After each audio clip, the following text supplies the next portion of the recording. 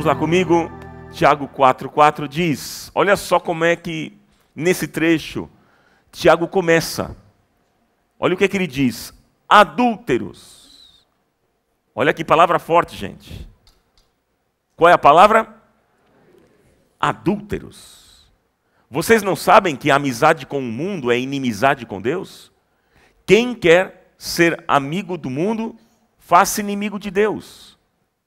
Ou vocês acham que é sem razão que a Escritura diz que o Espírito que Ele fez habitar em nós tem fortes ciúmes? Mas Ele nos concede graça maior. Por isso diz a Escritura, Deus se opõe aos orgulhosos, mas concede graça aos humildes. Portanto, submetam-se a Deus, resistam ao diabo, e ele fugirá de vocês. Aproximem-se de Deus, e ele se aproximará de vocês. Pecadores, limpem as mãos, e vocês que têm a mente dividida, purifiquem o coração. Entristeçam-se, lamentem-se e chorem. Troquem o riso por lamento e a alegria por tristeza. Humilhem-se diante do Senhor e Ele os exaltará. Até aqui a leitura. Esse é o trecho que nós vamos meditar neste capítulo.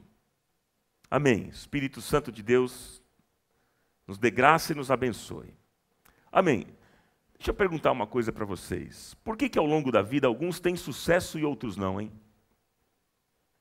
Por quê? Por que na vida alguns têm sucesso e outros não? Talvez, gente, uma razão para isso esteja nas escolhas que nós fazemos diariamente. Porque a vida é assim. Nós fazemos as nossas escolhas e as nossas escolhas nos fazem. Nós fazemos as nossas escolhas e as nossas escolhas nos fazem. E é interessante porque desde o momento em que nós acordamos, até colocar a cabeça no travesseiro à noite, nós teremos feito centenas de escolhas. E nós sabemos que algumas escolhas que fazemos, elas são simples e não têm grandes, maiores implicações. Porém, há outras escolhas que são tão importantes, complexas, decisivas. Agora, gente, é verdade que há coisas que nós não escolhemos. É verdade. Mas em grande parte, nós somos donos das nossas escolhas. Sim, por exemplo, eu não posso escolher deixar de tomar água. Isso não é possível. Não, a partir de hoje não ponho mais líquido na boca, não vou mais tomar água. Se você fizer isso, você vai morrer. Eu não consigo fazer essa escolha. Agora, eu posso decidir não beber refrigerante. Inclusive uma boa dica, né? É ou não é? Sim. A gente pode escolher. Veja só, eu não posso escolher ficar jovem para sempre. Não tem como. Vai passando os dias, a vida, a gente vai surgindo as rugas, cabelo branco aqui e ali, né? A gente perde massa muscular.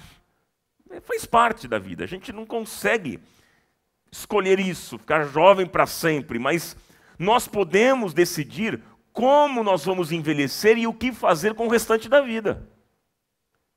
Isso sim, podemos. Enfim, gente, nós temos muitas possibilidades e nós precisamos aprender a fazer escolhas certeiras, escolhas certas, sábias, escolhas que agradam a Deus. E é isso que nós desejamos.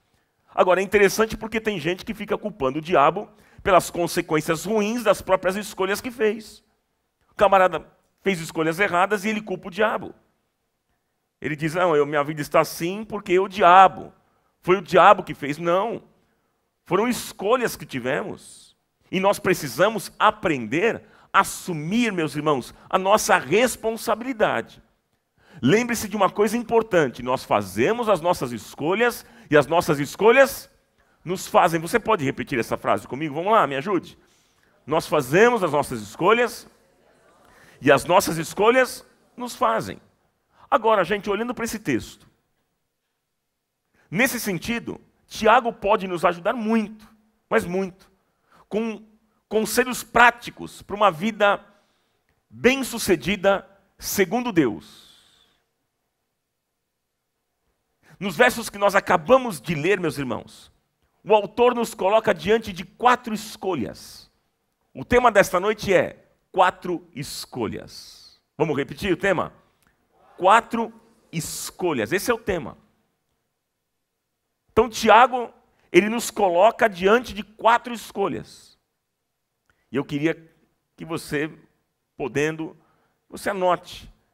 Vai ser tão importante, Deus vai falar poderosamente ao seu coração. A primeira escolha,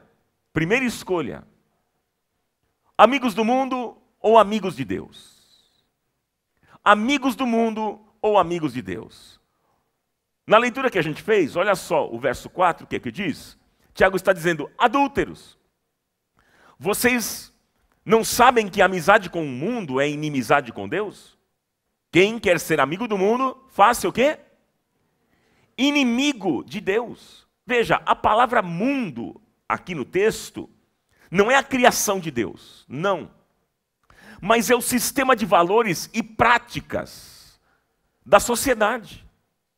E Tiago aqui está dizendo, ou vocês são amigos de Deus, ou são amigos do mundo, ou são amigos desse sistema injusto, desta sociedade podre, corrompida, que está debaixo do poder do inferno.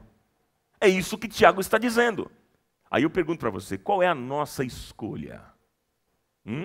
Qual é a minha escolha, a sua escolha? E Tiago usa uma expressão forte, como eu disse, logo no começo, na nossa leitura. Tiago está dizendo, adúlteros. Qual é a palavra, irmãos? Adúlteros, é uma expressão forte, que no original significa pessoas infiéis ou desleais. Então ele está dizendo o seguinte, em outras palavras, se dissermos que amamos a Deus, mas permanecemos amigos deste mundo, nós somos infiéis e desleais ao Senhor. É isso que ele está dizendo.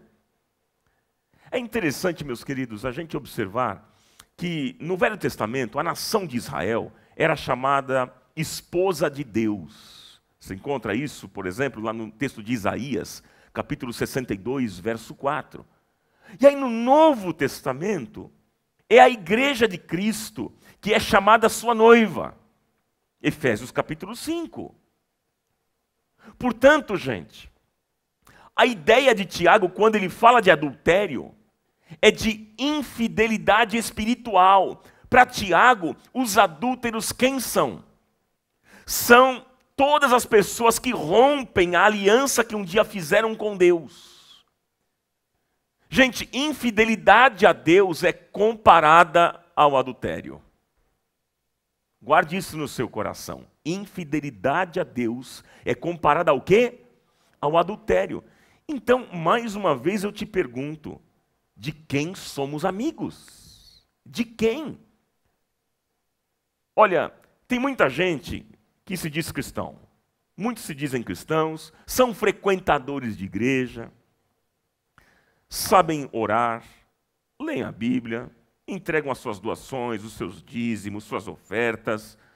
Eles têm uma vida religiosa até ok, mas com o pé no mundo. E tendo uma vida comprometida, completamente comprometida com o pecado. E a grande diferença de um cristão para um não cristão é exatamente a libertação da escravidão do pecado. Porque o cristão até pode pecar. Claro. Tem algum anjo aqui? Não. Você pode pecar. Por quê? Porque você é humano. Você é falho. Você é finito. É verdade. Podemos até pecar. Mas como diz Paulo, lá em Romanos 6,6, nós não servimos mais ao pecado como escravos. O pecado já não tem mais domínio sobre a nossa vida. Gente, é impossível alguém se dizer amigo de Deus, fazer uma aliança com Deus e continuar vivendo uma vida que não agrada a Deus.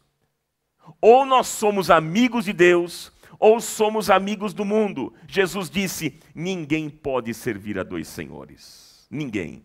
Então, gente, querida, ninguém pode servir a dois senhores. Ou somos servos de Deus, ou somos servos do diabo. Não tem jeito. Nós somos servos deste mundo e da sua ordem espiritual. Mais uma vez eu te pergunto, de quem nós somos amigos, hein? De quem? E agora no verso 5, veja aí que interessante. Porque Tiago usa agora uma imagem muito interessante. Olha o que ele diz, pessoal. Verso 5. Ou vocês acham que é sem razão que a Escritura diz que o Espírito que ele fez habitar em nós tem fortes ciúmes? Observe o seguinte, que Tiago aqui, ele está usando novamente a imagem do casamento, aplicada a Cristo e a sua noiva, a igreja. E ele está dizendo o seguinte, olha só, Deus tem ciúme de nós. Deus tem o quê, irmãos? Deus tem ciúme de nós. Eu pergunto para você, você tem ciúme de alguém? Hein? Deixa eu ver, você pode se manifestar? Quem é que tem ciúme aqui? Deixa eu ver. Levanta a mão. Pode levantar, para de querer ficar dando uma de bonzão aí, vai lá. Pode ser sincero, você tem ciúme? Ué. Quem tem ciúme aqui? Deixa eu ver. Olha lá. Pois é. Gente, deixa eu dizer para vocês. Presta atenção. Ciúme é uma coisa humana. Está na gente. Pecado, olha só o que eu vou dizer. Pecado é ter o ciúme doentio. Aquele ciúme que oprime, que amarra, que domina, que controla o outro, que desconfia o tempo todo do outro. Esse é o problema. Aí é pecado, gente. E Deus não é assim. Posso ouvir um amém? Não? E o que o Tiago está falando é o seguinte, ele está falando que Deus ele é zeloso de amor. Ele cuida com exclusividade dos seus. De mim, de você. Nosso Deus é um Deus zeloso. Amém? Gente, a palavra zelo, ela expressa interesse, diligência, afeição íntima. Isso é zelo. Uma pessoa zelosa, ela sempre está atenta e presente na vida da pessoa que ama, cuidando do seu bem. E Deus nos ama assim. E seu amor é exclusivo. Deus ama a mim, Deus ama você, meu irmão, minha irmã. Agora, por isso nós somos adúlteros quando? Nós somos adúlteros quando nós fazemos uma aliança com Deus e o traímos colocando alguma coisa ou pessoa no trono do nosso coração. E aí isso vai se chamar idolatria. Porque muita gente ainda tem a ideia de idolatria como adorar uma imagem de escultura. Tem muita gente que pensa que é isso só. Não. Tem muito crente que não tem uma imagem de escultura dentro de casa e que é um idólatra. Por quê? Porque coloca alguma coisa, pode ser um bem, dinheiro, enfim, ou alguma pessoa, e aí um artista, um político, qualquer pessoa, um pastor, coloca alguma coisa ou pessoa no trono do seu coração. E quando fazemos isso, pecamos contra Deus, porque isso é idolatria. Qual é a palavra, irmãos? Gente, isso é seríssimo. Como é que está o seu coração? Será que você é um idólatra? Seríssimo. E aí a Bíblia diz lá em Êxodo capítulo 34, verso 12, diz o seguinte, acautele-se para não fazer acordo com aqueles que vivem na terra, para a qual você está indo, pois eles se tornariam uma armadilha. Por isso que Tiago diz de uma maneira tão direta, tão enfática, ele diz, não sejam adúlteros, sejam fiéis a Deus. Não sejam adúlteros, sejam fiéis a Deus. Quantos querem ser fiéis ao Senhor aqui? Deixa eu ver. Amém, gente? Que o Senhor nos faça fiéis a Ele. Nos dê coração para isso. Então, não há qualquer possibilidade de você assumir um compromisso com Deus e continuar amigo do mundo. Não há. O verdadeiro evangelho, gente, é renúncia. O verdadeiro evangelho é abrir mão. É negar-se a si mesmo. Então, a primeira escolha, nessa noite aqui, gente, a primeira escolha que está diante de mim e de você é esta. Ou somos amigos de Deus, ou somos amigos do mundo. E Tiago vai dizer, aquele que é amigo do mundo é inimigo de Deus. Amém? Deus está falando ao seu coração aí ou não? Segunda, anote. Segunda escolha.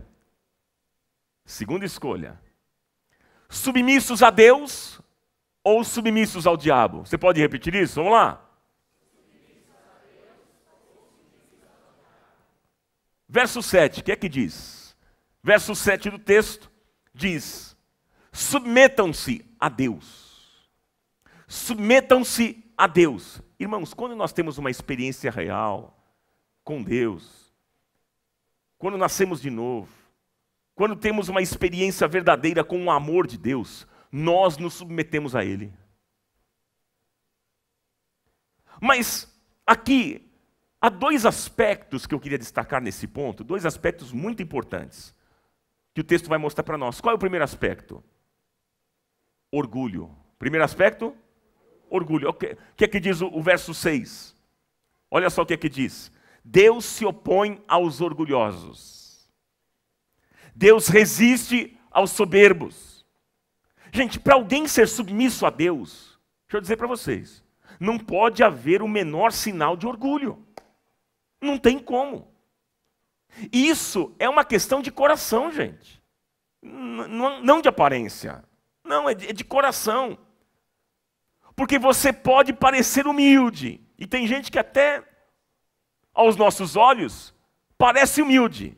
Nossa, como ele é humilde. Você viu como é que é a carinha dele? Ele entra na igreja com aquela carinha. Nossa, que humildade em pessoa. A gente olha o aparente. Tem gente que pode até parecer humilde, mas tem um coração que arde em orgulho e vaidade. Porque Deus não vê como vê um homem. Deus olha o quê, irmãos? O coração. E esse é um pecado, esse é um tipo de pecado que nós não assumimos. Vocês já perceberam isso? Como eu disse aqui ao longo dessa série, há pecados que a gente comete, mas a gente não assume. Tiago mostra, e ele fala de vários pecados, ele fala, por exemplo, da inveja. Mas a gente diz, não, esse negócio de inveja não é comigo.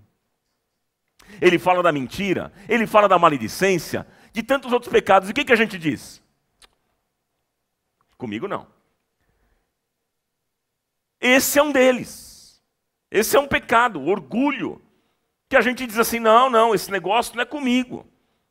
Eu não sou, Ronaldo, eu não sou orgulhoso. Eu sou uma pessoa tão simples. Sou uma pessoa tão humilde, mas tão humilde que é a minha humildade que me torna perfeito. Não é assim que alguns falam? Pois é. Mas no coração se sente superior e autônomo. Acha que não precisa de nada, não precisa de Deus, não precisa de ninguém. Ele se basta. E quem aqui pode dizer que não precisa do outro, hein? Quem pode dizer uma coisa dessa? Não coloque essas palavras mais nos seus lábios se você costuma dizer isso. Eu não preciso de ninguém. Sabe por quê? Esta frase não é bíblica. Esta frase é do inferno.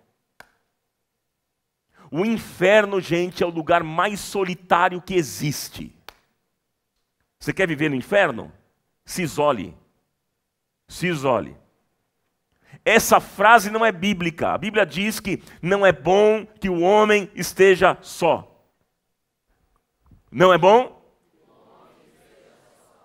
Então tome cuidado com esse tipo de frase. Por causa das suas decepções na vida.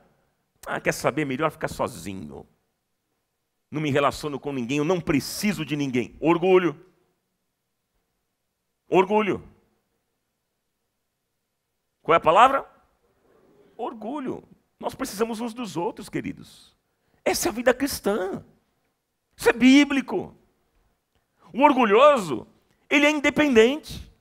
Ele não reconhece as suas necessidades mais profundas. E ele tem uma grande dificuldade de reconhecer o seu pecado. Sabia disso? E ele sempre se justifica. Ele sempre diz o seguinte: olha, sabe, eu errei, eu fiz isso, porque eu fiz aquilo, porque ela me induziu. Ele fez com que eu tivesse essa atitude. A gente transfere para o outro. Ou então a gente aponta para o outro e diz o seguinte: quando a gente é confrontado no nosso erro, no nosso pecado, a gente diz assim: ei, e você? Você já viu como é que é a sua vida? Você está falando aí. Observe o seguinte, irmãos, que o orgulhoso nunca diz o seguinte: olha, eu errei, eu falhei, eu pisei na bola. O orgulhoso não faz isso.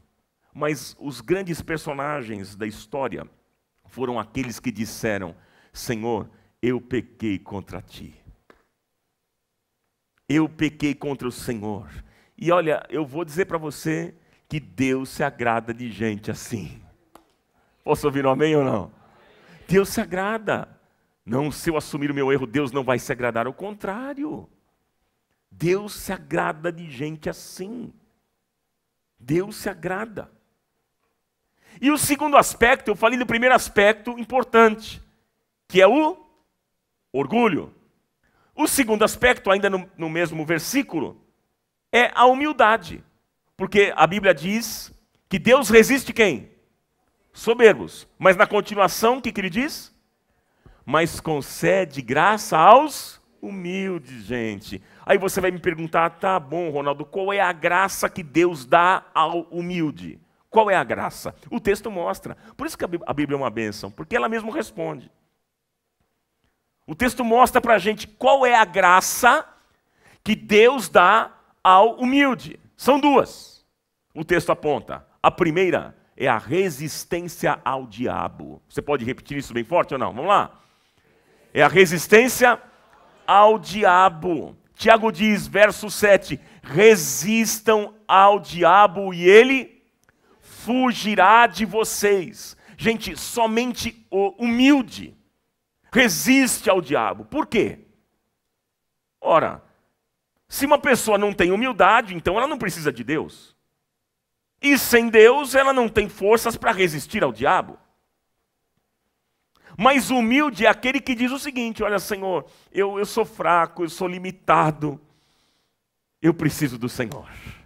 Eu preciso do Senhor. E aí então, Deus lhe concede graça e a força para resistir. Louvado seja o nome do Senhor. Gente, Satanás quer nos destruir. Ele tem uma missão. Ele quer nos destruir, ele quer matar, ele veio para matar, para roubar e para destruir. O diabo, gente, ele não está brincando de ser capeta, ele é o próprio. Ele quer acabar com a sua vida, ele deseja destruir a sua história. E para resistirmos aos ataques de Satanás, nós temos que ter a força que não vem do nosso braço, mas vem do alto, vem de Deus, queridos. Só assim. Então nós precisamos fazer uma escolha. Ou nós somos submissos a Deus com humildade e recebemos a graça para resistir ao diabo, ou então nós seremos submissos às forças do inferno e cairemos diante dos ataques do diabo. Essa é a escolha. Mas a Bíblia diz que aquele que se humilha na presença de Deus será exaltado pelo Senhor. E o diabo não terá poder sobre a sua vida, porque maior é aquele que está em nós do que aquele que está no mundo. É Cristo em vós, a esperança da glória. Louvado seja o Senhor. Aleluia! Você pode levantar um aplauso mais forte?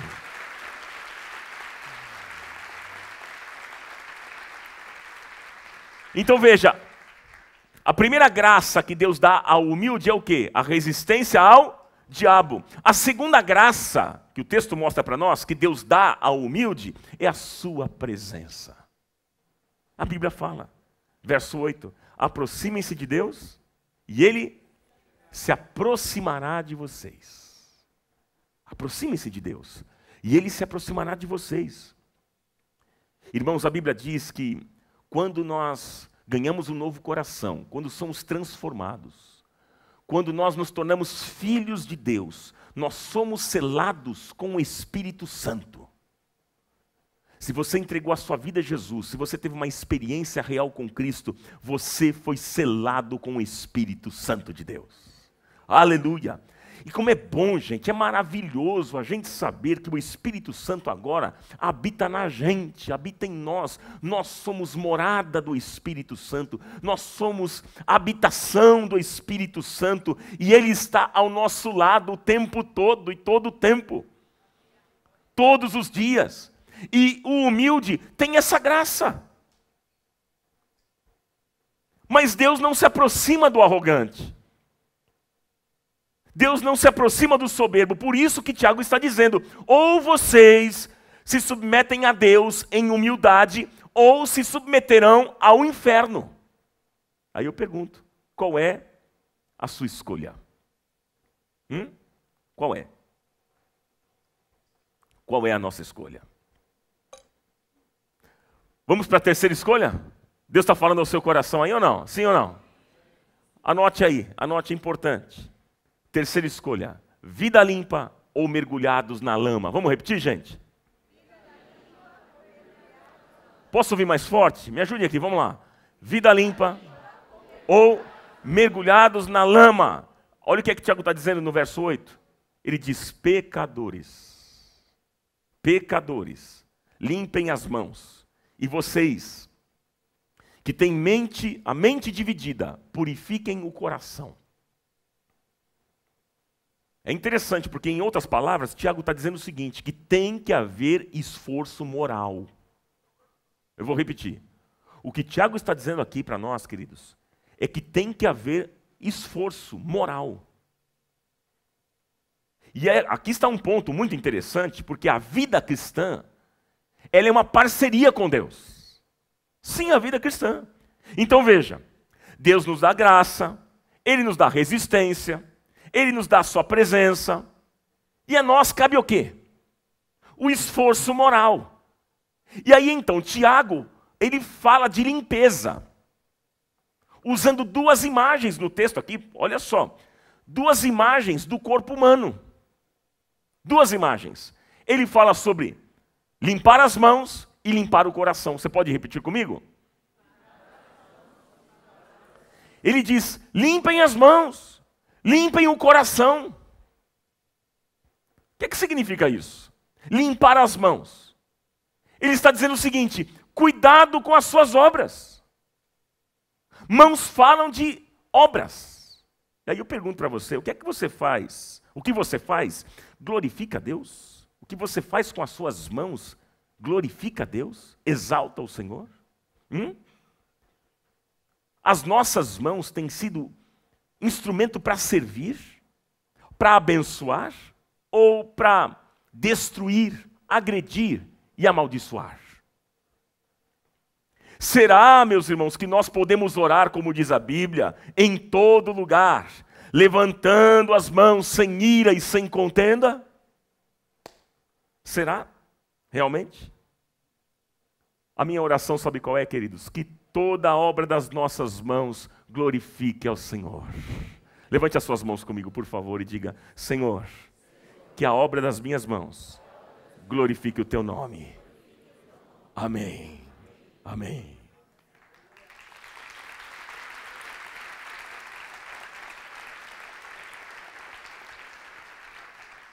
Agora ele usa uma segunda imagem.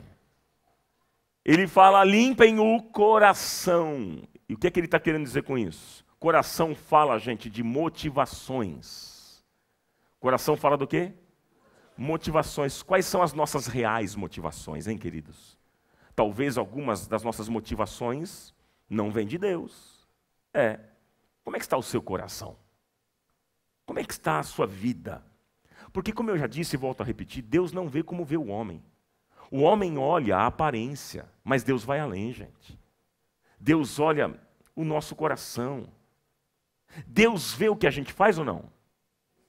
Porque os olhos do Senhor estão em todo lugar, diz a Bíblia. Então Deus vê aquilo que a gente faz. É verdade.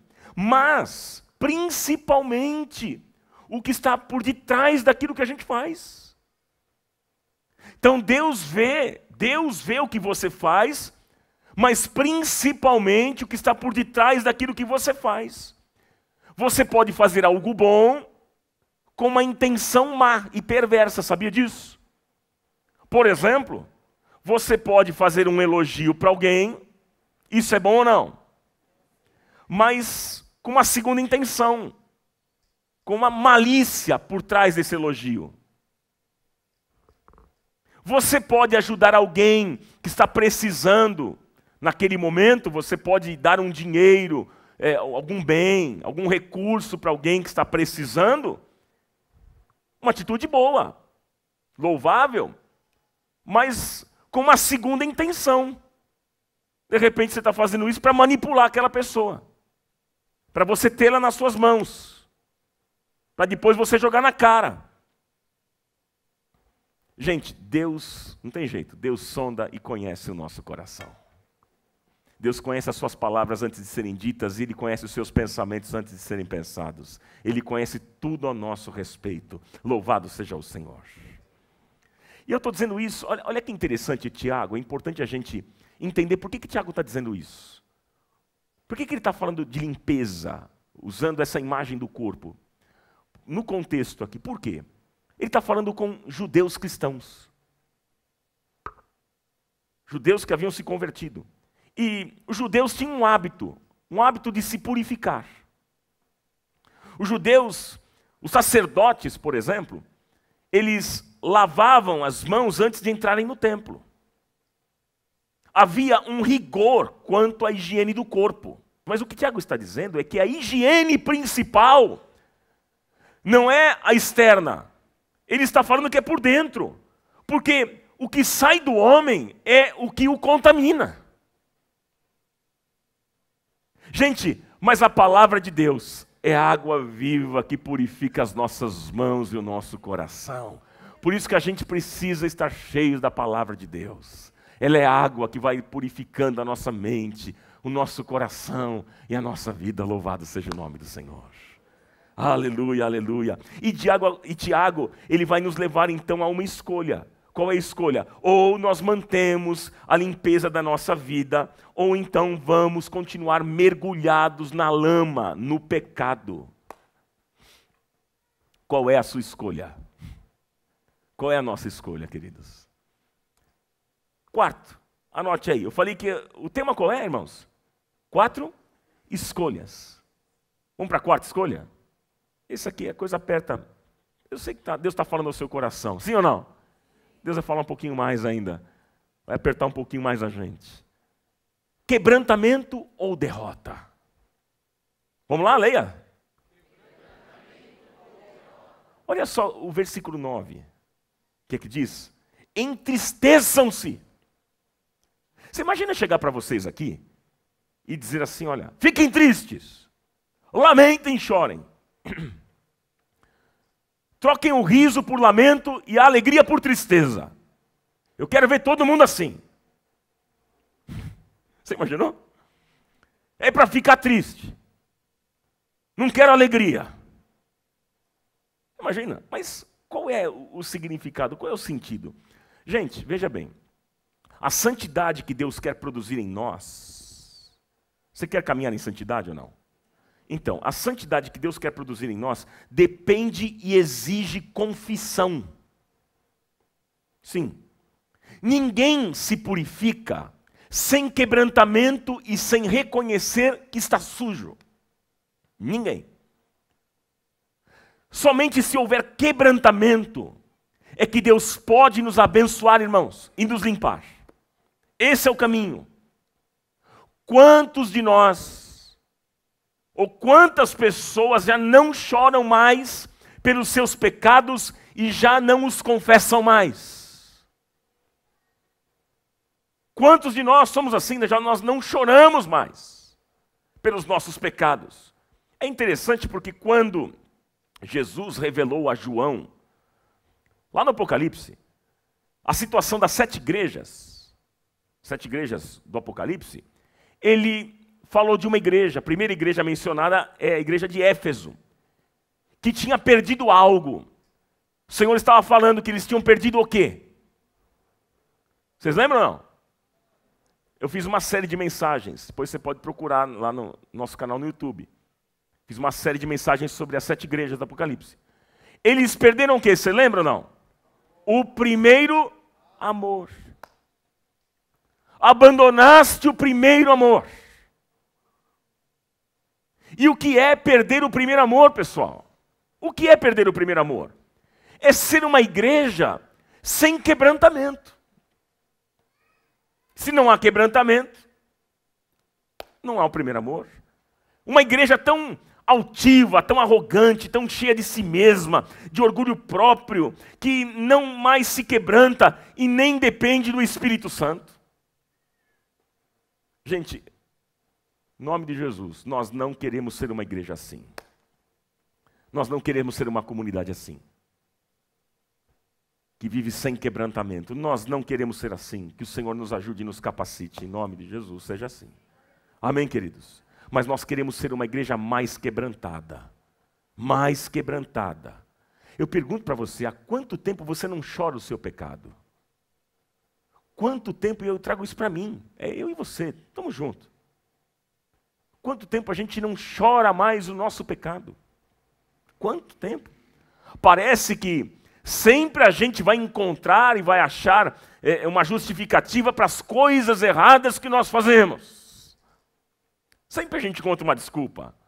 E eu vou dizer para você, e eu ouso dizer o seguinte, que Deus nos abençoaria muito mais, mas muito mais, se nós colocássemos o rosto no pó e disséssemos, Senhor, eu pequei contra ti. Vocês iam ver só como a gente seria uma igreja muito mais abençoada. Porque é nesse momento que Deus derrama sobre nós a sua graça. E onde o pecado abundou, superabundou a graça de Deus. Louvado seja o nome do Senhor. Mas enquanto nós formos altivos, nós não seremos abençoados, irmãos. Enquanto a gente manter essa postura arrogante, que olha para o outro, que acusa o outro, que condena o outro e não olha para a gente mesmo e não chora os nossos pecados, nós não seremos abençoados. Não seremos abençoados. Davi pecou, é verdade, mas a Bíblia diz que ele foi considerado um homem segundo o coração de Deus. Diz o texto lá de Atos dos Apóstolos, capítulo 13, verso 22. Achei Davi, filho de Jessé, homem segundo o meu coração. Davi foi um homem segundo o coração de Deus. E por que ele foi considerado um homem segundo o coração de Deus? Sabe por quê? Porque ele rasgava o seu coração diante de Deus. Depois leia na sua casa, aqui uma tarefa para vocês. Os Salmos 32 e 51. Salmos 32 e os 51. E você vai observar isso que eu estou dizendo para você. Como Davi rasgava o seu coração diante do seu pecado. Do pecado que ele havia cometido. Ele rasgava o coração diante de Deus e ele dizia, Senhor, o meu pecado foi tão agressivo. Senhor, o meu pecado ofendeu. Senhor, o meu pecado foi tão violento que eu estou sentindo dor no meu corpo. Dói. Dia e noite, noite e dia. Dói, Senhor. Aí eu pergunto, você já sentiu dor porque você pecou contra alguém e contra Deus? Será que nós sentimos essa dor quando pecamos, ofendemos alguém e a Deus? Você já chorou porque você ofendeu o Senhor? Aí eu fico pensando, como é que Deus pode, irmãos, abençoar corações endurecidos, hein? Corações frios, prepotentes e arrogantes. Tem como Deus abençoar um coração assim? Sim ou não, irmãos? De jeito nenhum. E Tiago está dizendo, ou teremos quebrantamento, ou teremos derrota. Irmãos, nós temos que chorar os nossos pecados. É por isso, queridos, que Tiago está dizendo ali, o texto que nós lemos, entristeçam-se, lamentem e chorem, troquem o riso por lamento e a alegria por tristeza. nós temos que chorar os nossos pecados e demonstrar frutos dignos de arrependimento, porque é pelo fruto que se conhece uma árvore. Jesus disse, pelos frutos os conhecereis. É pelos frutos. E aí por fim, no verso 10, você está com a Bíblia aberta? O que é que Tiago diz? Humilhem-se diante do Senhor, e Ele os exaltará. Quando nós, irmãos, nos humilharmos diante do Senhor, nós seremos espiritualmente exaltados. Tenha certeza disso, porque Deus não rejeita o coração humilde. Deus não rejeita o coração contrito e quebrantado. Davi, no Salmo 51, declarou, a um coração contrito e quebrantado, tu, ó Deus, não desprezará. Deus não despreza o coração quebrantado, gente. E louvado seja o Senhor por isso. Somente se nós nos quebrantarmos diante do Senhor é que nós teremos um encontro com essa graça salvadora e vitoriosa. E eu quero concluir a nossa mensagem, quero concluir essa ministração com vocês e dizer o seguinte, que nós estamos então diante de 4 escolhas. Quantas escolhas? 4 escolhas. Qual é a primeira escolha? Vamos lá? Amigos do mundo ou amigos de Deus? Qual é a sua escolha? Segundo, vamos lá? Submissos a Deus ou submissos ao diabo? Qual é a sua escolha? Terceira escolha. Vida limpa ou mergulhados na lama, no pecado? Qual é a sua escolha? Quebrantamento ou derrota? Qual é a sua escolha? Qual é a nossa escolha? Irmãos, que o Senhor traga um genuíno quebrantamento ao nosso coração e nos leve a fazer escolhas certas. Pois Ele diz lá em 2 Crônicas, no capítulo 7, o Senhor declara, se o meu povo, que se chama pelo meu nome, se humilhar e orar, buscar a minha face e se afastar dos seus maus caminhos, dos céus o ouvirei, perdoarei o seu pecado e curarei a sua terra. E de hoje em diante, os meus olhos estarão abertos e os meus ouvidos atentos às orações feitas neste lugar. Seremos tremendamente abençoados. Louvado seja o Senhor por esta palavra. Receba no seu coração.